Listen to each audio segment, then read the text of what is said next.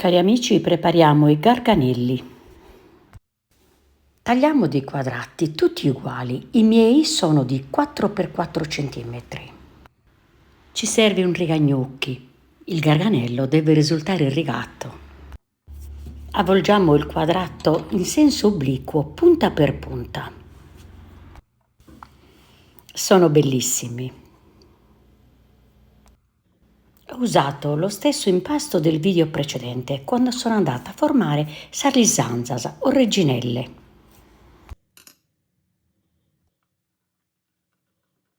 Il garganello, se chiuso bene, vedete, deve risultare aperto da tutte e due le parti nella stessa direzione.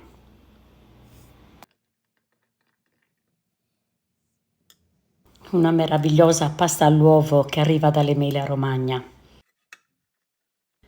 Il condimento è a propria discrezione, possiamo usare semplicemente pomodoro e basilico, oppure anche un buon sugo di carne o semplicemente un sugo di verdure.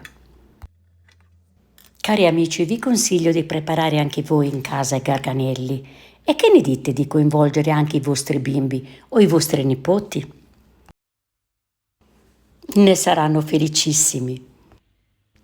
E per finire vi consiglio di leggere tutto in didascalia.